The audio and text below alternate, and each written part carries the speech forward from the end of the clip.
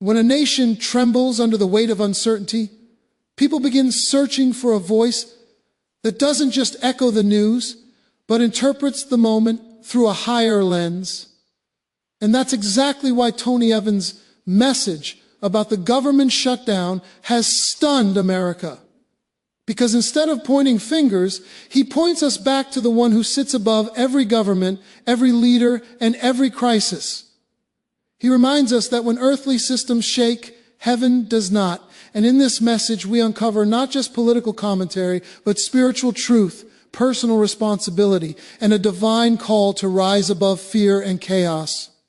When a nation faces the uncertainty of a government shutdown, people instinctively look outward toward leaders, institutions, and political systems for answers. But Tony Evans would challenge us to look in a different direction. He would say that before we analyze what's happening in Washington, we need to examine what's happening in our own hearts, because sometimes God allows the shaking of a system to expose the shaking that has already been happening inside of us. And the truth is, we rarely grow when life is comfortable. We grow when something interrupts us, when something forces us to confront our assumptions, when something reminds us that the structures we rely on are not as secure as we thought. A shutdown carries that kind of spiritual symbolism. When the machinery of a nation pauses, it forces people to reassess what they've been leaning on. You can't discover the strength of your faith if you never lose your balance. You can't discover the difference between stability and illusion until something you depended on suddenly disappears. And for many people, the government, like their job, their finances, or their relationships, has quietly become a substitute for God. Not intentionally, not consciously, but gradually, slowly, subtly. We begin trusting systems more than the one who designed the principles that should govern those systems. We expect institutions to do what only God can do, provide identity, security, direction, and hope. This is where Tony Evans' message hits hard. He reminds us that God doesn't compete with idols, He exposes them. And sometimes the way He exposes them is by letting them fail. Not to punish, but to reorient. Not to destroy, but to rebuild. A shutdown of earthly systems becomes a setup for a deeper awakening. It forces people to stop running, stop distracting themselves, stop relying on automatic routines, and start reflecting on where their real trust has been rooted. That kind of reflection is uncomfortable, but essential. Because if the foundation beneath you is faulty, the sooner you find out, the safer your future becomes. Notice something important. God isn't just waking up governments. He's waking up individuals. The state of a nation is always the collective echo of the state of its people. When the soul becomes numb, the culture becomes chaotic. When individuals drift spiritually, leaders drift morally. When people lose their personal compass, nations lose their direction. So when a shutdown happens on the national stage, it is not just a political disruption, it is a spiritual mirror. It reflects the deeper instability happening inside millions of lives. And God uses that moment to whisper, or sometimes thunder, "I'm calling you back." It's not the shutdown itself that shapes people. It's how they respond to it. Some will panic, some will blame, some will retreat into despair, but others will pause long enough to ask the uncomfortable question, who or what have I been depending on? That question alone can shift the trajectory of a life, because once you face it honestly, you begin to see the cracks in the structures you once trusted. You begin to notice where your priorities slipped. You begin recognizing that you've been building your emotional stability on foundations that can collapse at any moment. And when you reach that awareness, that's where transformation begins. Awakening doesn't start with government reform. It starts with personal realignment. A shutdown becomes not the end of stability, but the beginning of clarity. It reminds you that true peace doesn't come from a functioning Congress, but from a functioning connection with God. When systems fail, God is showing us the limits of what is human and the limitless power of what is divine. And that leaves us with a question that only you can answer. When something in your world shuts down, will you break or will you wake? When a government reaches the point where it can no longer operate, where leaders cannot agree, and where essential responsibilities are suspended, people naturally assume the problem is political. They think it's about budgets, negotiations, or legislation. But Tony Evans challenges that assumption by revealing something deeper. Political dysfunction is almost always the symptom, not the disease. The real crisis begins long before the shutdown. It begins in the realm of character, integrity, and moral vision. When leadership collapses on the outside, it's because it has already collapsed on the inside. We tend to separate the political from the personal, as if government operates in a vacuum. But nations are not led by machines. They are led by human beings. And human beings lead out of who they are, not just out of the offices they occupy. If a leader is driven by ego, insecurity, pride, or fear, those inner realities eventually manifest in national decisions. If leaders prioritize winning over serving, power over truth, or party over people, those priorities shape the atmosphere of a nation. Political conflict becomes the visible expression of an invisible moral fracture. And a shutdown is simply the moment when that fracture finally becomes too wide to hide. Tony Evans often says, you cannot legislate righteousness. You cannot write laws strong enough to compensate for character weak enough to ignore them. And this is where we must confront a difficult truth. Broken leadership is not a political issue, it is a heart issue. When leaders lack humility, unity becomes impossible. When they lack integrity, trust becomes impossible. When they lack vision, progress becomes impossible. So the fight is never just about policies, it's about the condition of the souls shaping those policies. And this is not only about elected officials, this is about us too. Because leaders, in many ways, are a mirror of the people they represent.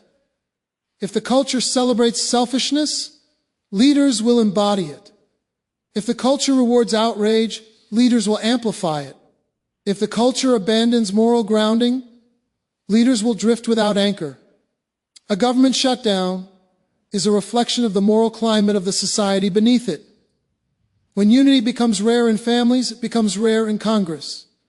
When integrity disappears from daily life, it disappears from public life. What happens in the nation always traces back to what happens in the hearts of its people. But here is where Tony Evans offers hope instead of despair. He reminds us that you cannot heal a nation by starting at the top. You heal it by starting at the foundation, by restoring character, truth, conscience, and spiritual direction in the individual lives that make up that nation. No political party, no policy package, no legislative deal can fix what only moral clarity and spiritual awakening can repair. When people regain their center, their leaders regain their compass.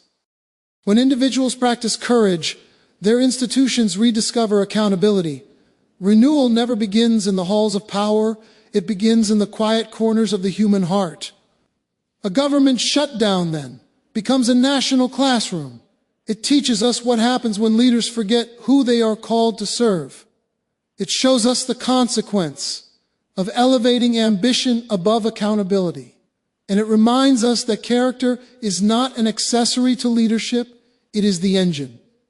Without it, everything eventually breaks down. With it, everything gains direction, coherence, and purpose. So the question that confronts us is not merely what's wrong with our government. The deeper question is what's happening to our character. Because until that question is answered, every solution will be temporary, and every conflict will simply repeat itself in a different form. And that leads us to a simple but piercing conclusion. A nation cannot rise higher than the character of the people who shape it. So if we want better leaders, we must first become better people. When the machinery of government grinds to a halt, when agencies close their doors and uncertainty spreads through the nation, people begin to feel vulnerable. They feel as if the ground beneath them is shifting. But Tony Evans would remind us that this feeling, this sudden shock that everything humans depend on can shut down, is actually pointing us toward a deeper truth. It reveals the fragile nature of earthly kingdoms.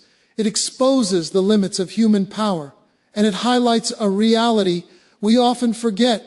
When life feels predictable, only one kingdom in the universe operates without interruption.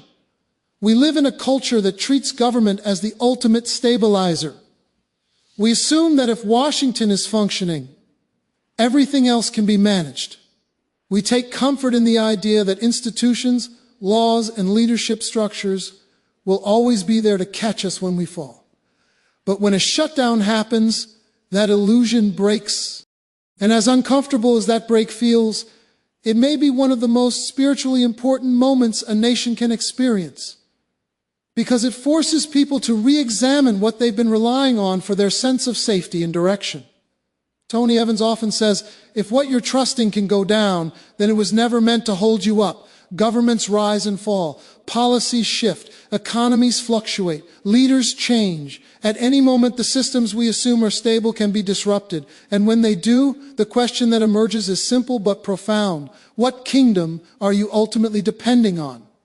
If your sense of hope is tied to a government that can shut down, then your hope will shut down with it. If your peace is attached to political stability, then instability will steal your peace. But if your foundation is rooted in something eternal, then no earthly disruption can overturn your inner world. This is the core of Tony Evans' message. God's kingdom never shuts down. It has no budget crisis. It has no closed offices. It has no divided Congress, no elections, no power struggles, no temporary funding, and no vulnerabilities. It is steady when the world shakes, and it is sovereign when nations stumble. And because of that, it offers a level of stability that no government can provide. God's kingdom operates with unlimited provision, unchanging truth, and unwavering authority. It remains open, active, and fully functioning, even when everything around you is uncertain. But here's where the message becomes personal. If God's kingdom never shuts down, why do so many people feel spiritually shut down when their world becomes unstable? Why do anxiety, panic, and fear flood hearts the moment earthly systems begin to wobble? Tony Evans would tell us, it's because we have confused the source with the channel. The government may be a channel of provision, but it is not the source. Your job may be a channel of income, but it is not the source. Your relationships may be channels of support, but they are not the source. When a channel closes, God is still capable of flowing His provision through another route, because He doesn't shut down when systems do. The deeper issue is alignment. If your life is aligned with God's kingdom, the disruptions of the earthly kingdom cannot break you. They may shake you, but they cannot shatter you. You begin to navigate uncertainty with calm because you're anchored in something stronger than the crisis. You begin to operate with clarity because your direction comes from a place higher than politics. And you begin to rise when others fall because you've built your foundation on what cannot collapse. So when we witness the shutdown of a government, we must see beyond the headlines. We must ask ourselves whether we are building our lives on systems that can stop or on a king who cannot be stopped.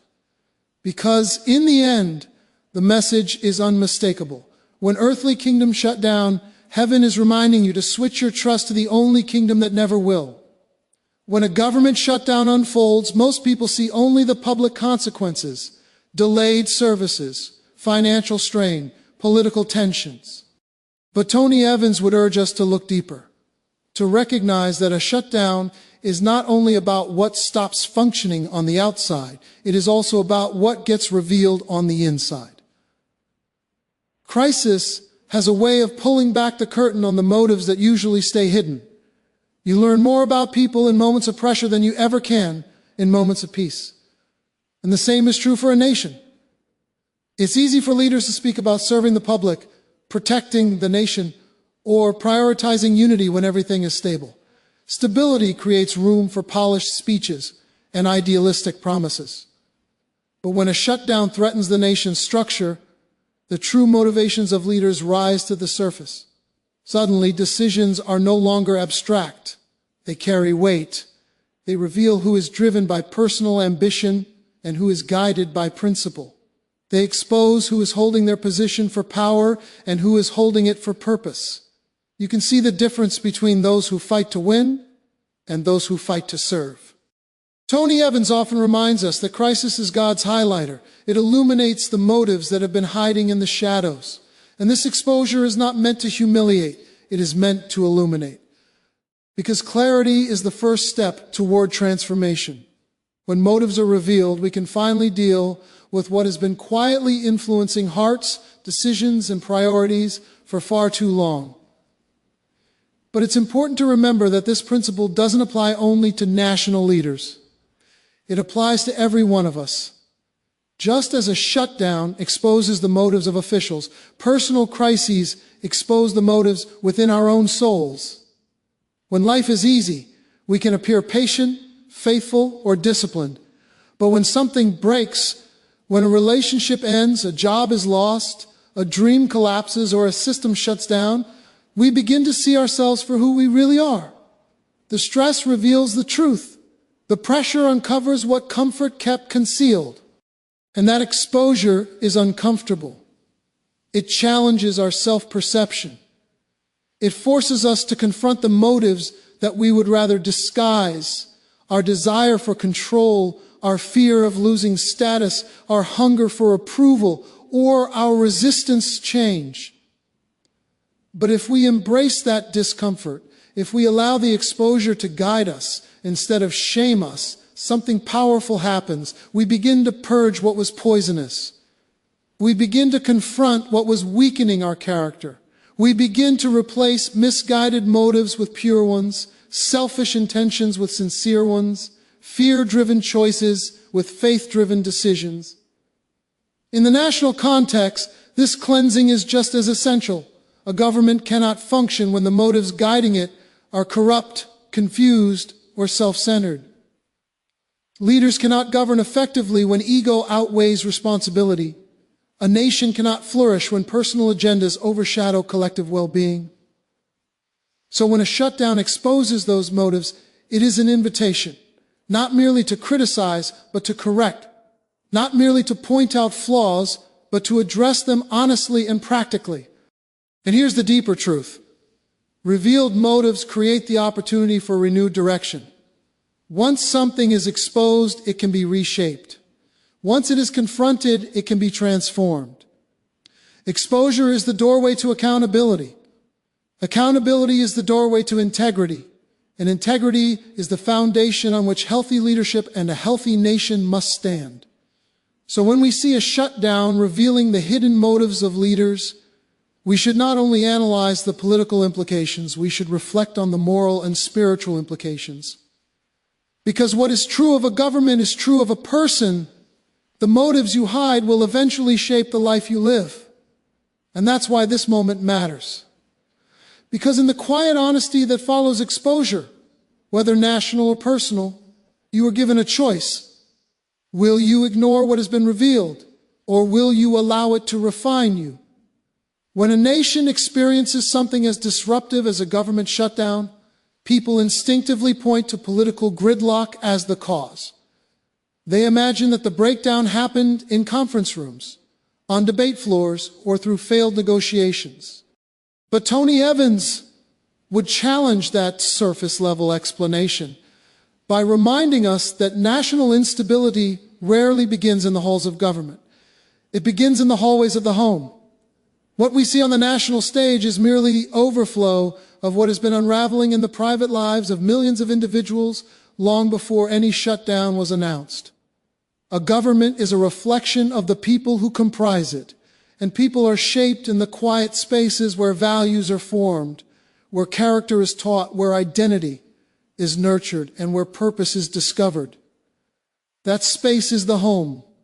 The family is the first classroom, the first government, the first laboratory of leadership.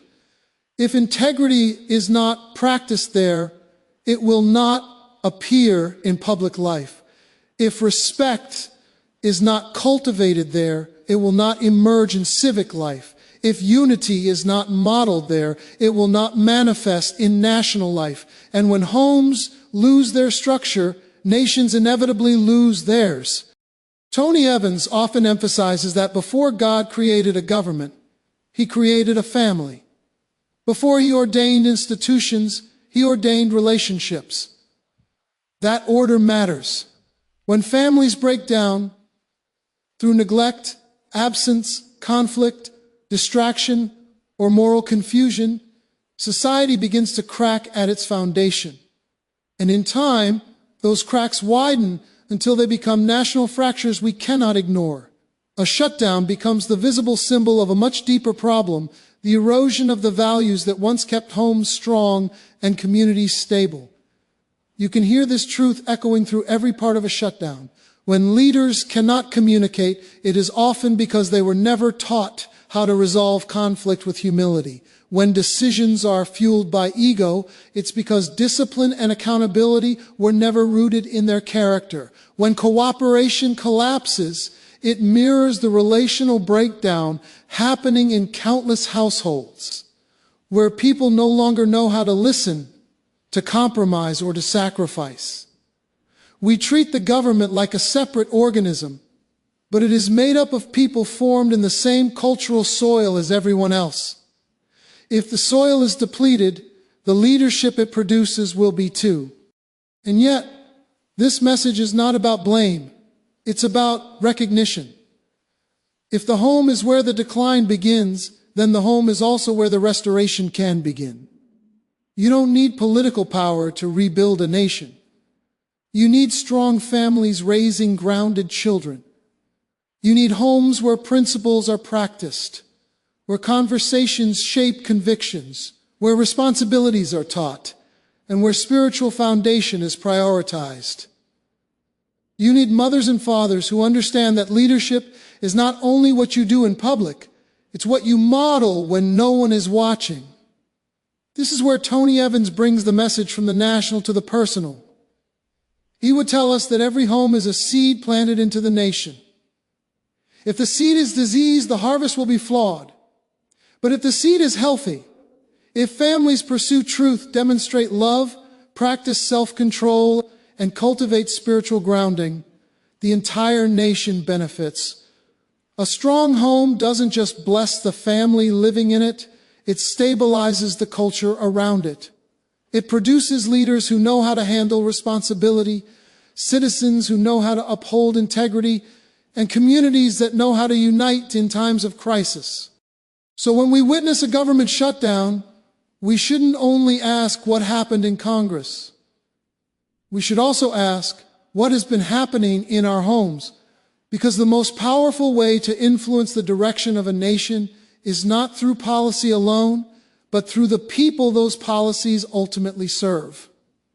And if we want a different future, we must start shaping it in the one place we have the greatest control, the space where we live, grow, and raise the next generation.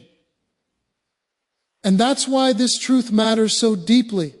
If the home is where a nation breaks, then the home is where a nation must first be rebuilt. When a nation stands on the edge of uncertainty, when a government shutdown sends waves of fear through communities, workplaces, and families, most people respond the same way. They contract, they shrink, they wait for someone else to fix things. But Tony Evans would tell us that moments of crisis are not simply times of danger, they are times of divine invitation. They are the exact moments when God calls people to rise, not retreat. When institutions falter, opportunities for courage emerge. Fear is the most natural reaction to instability. It's a reflex. When systems stop working, our sense of control disappears with them. And human beings are wired to fear what they cannot control. But fear, if left unchallenged, becomes a trap. It creates paralysis. It blinds us to possibilities. It convinces us that chaos is bigger than calling and that disruption is bigger than destiny. A shutdown can feel like a dead end, but Tony Evans would remind us that it may be the doorway through which God invites you to discover strength you didn't know you possessed. Courage in his teaching is not the absence of fear. It is the decision to act in spite of it. It is the conscious choice to place conviction above comfort. Courage is the internal alignment that says, what I believe is stronger than what I fear. And crisis is the environment where that alignment becomes visible. When life is stable, courage is theoretical. But when systems collapse, courage becomes essential. That is why some of the most transformative leaders throughout history emerged during times of instability, not ease. Crisis did not create their courage. It revealed it. In a government shutdown, you see two kinds of responses. Some people fall into anxiety, obsessing over outcomes and uncertainties. Others respond by stepping forward with clarity, becoming sources of stability when everything around them feels unpredictable. They encourage families. They support coworkers. They offer solutions. They bring perspective. They shift from complaining to contributing.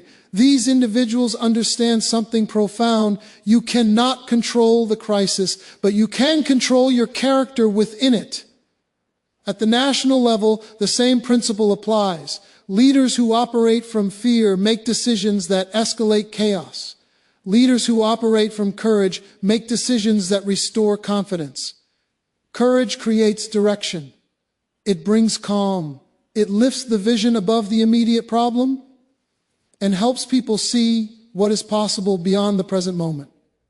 And for Tony Evans, this courage is not self-generated. It is rooted in connection to God's kingdom. When you believe that divine sovereignty is still intact, even when human systems falter, courage becomes the natural posture of your heart. But let's bring this closer into the personal spaces where shutdowns affect real lives. Crisis will always test your emotional endurance. It will squeeze your beliefs. It will challenge your patience. It will reveal whether your faith is anchored in circumstances or in something stronger. And this is where courage becomes more than a noble idea. It becomes a spiritual necessity. Courage enables you to keep moving when the path is unclear. It empowers you to lead when others are looking for direction. It disciplines you to speak truth when silence feels safer. It frees you to hope when despair feels justified. This kind of courage is not loud or dramatic. It often looks like calm strength, quiet confidence, and steady perseverance. It looks like choosing faith over panic, responsibility over blame, unity over division. It looks like becoming the kind of person whose presence brings stability to unstable environments. And that is precisely the kind of person crisis is designed to develop. So when we reflect on everything a shutdown exposes, everything it interrupts, everything it disrupts, we must also recognize what it demands from us. Courage. Not reactionary courage, but intentional courage. Not emotional courage, but anchored courage. The kind of courage that sees beyond the crisis to the calling hidden within it. And that leads us to a final, piercing truth. In every shutdown, personal or national, fear invites you to shrink, but God invites you to stand.